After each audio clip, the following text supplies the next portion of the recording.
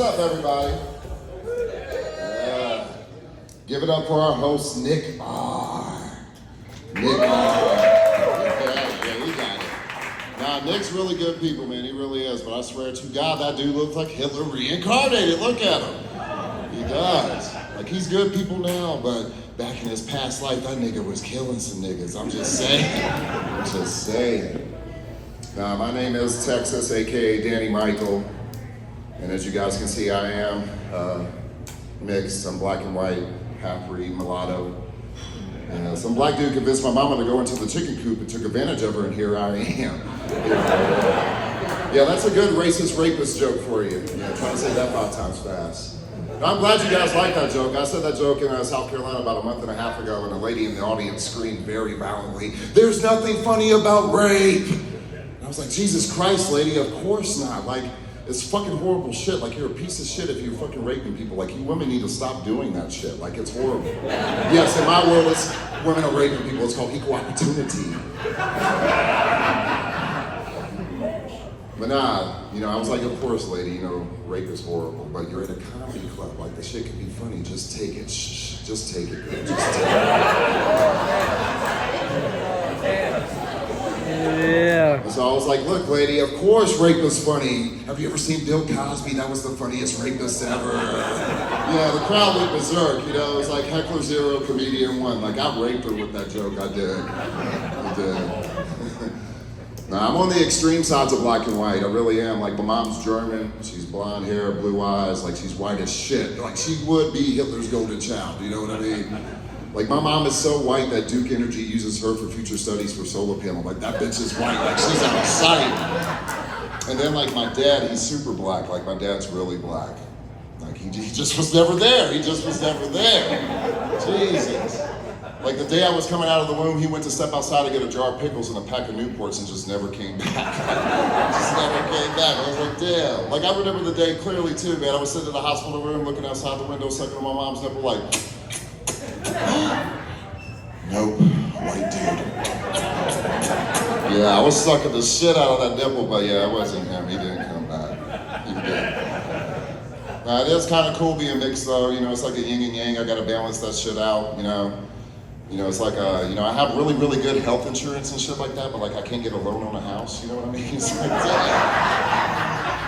but then, like, in my workplace, I'm always getting into some trouble because I'm mixed. Because, like, sometimes I'll show up to work and, like, my black half will show up and, like, he ain't doing shit. He ain't doing a damn thing. It's like, yo, Devontae, can you put the watermelon and chicken down and come and give us a hand, brother? Like, for real.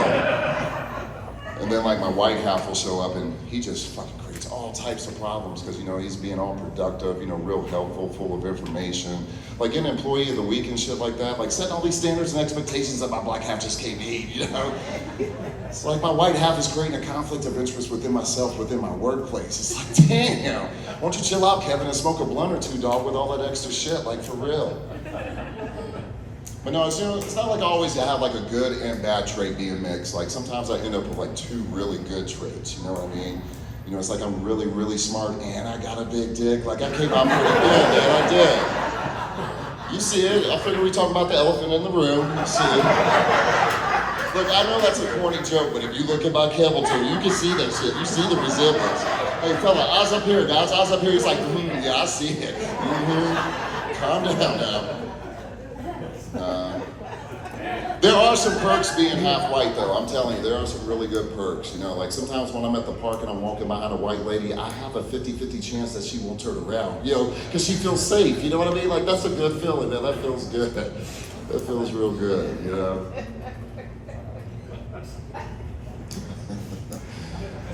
I had a lady one time tell me that I was racist. I was like, what the hell are you talking about, lady? Like, I'm mixed. Like, which half of me is racist? Like, what are you talking about? Like, is this some shit like, look, you fucking nigger, you better get the fuck off my lawn before I get my fucking shotgun and shoot your fucking black ass? Or is it some shit like, the white man has suppressed us for 400 years and we need some reparations and black lives still matter? I think what I'm all trying to say is it doesn't matter what color you are, anybody can be a fucking asshole. Unless you're a big-headed midget, man. Fuck them midgets, man. Like, for real. I do. I have issues with midgets. I don't understand why they have any rights. Like, why do they wobble amongst us freely? Like, what is going on? Like, how did we miss the mark of midget slavery? Like, because we would have won. Like, there would never be anything written in history books of like a midget revolutionary war and they came back and prevailed. That shit ain't gonna happen. Like, I could take on a midget. I think I could take on 20 to 30 midgets in like hand-to-hand combat. You could give them conventional weapons like swords, bats, machetes, katanas. I don't care, they ain't doing shit. Like, all you have to do is just put on a pair of steel-toe boots and some shin guards and be like, yo, meet me at the football field. And just start hitting some field goals and see how far you can go. You're gonna make one or two. I do. If I ever have sex with a midget, like, that shit has to be done completely in the dark. Like, there could not be an ounce of light coming into the room. They're just good. Because it would come off to me as like some Jeffrey Epstein type vibes. You know, like I'm having sex with a kid and shit. Like, I just don't want to see the shit. I just want to feel it, you know? Whoa, that didn't even sound right. Because that almost sounded like I said I want to feel myself having sex with a kid. You know what we talk about? We talk about fucking midgets in the dark. Yo, man, that's my time. My name's Texas, a.k.a. Danny Michael.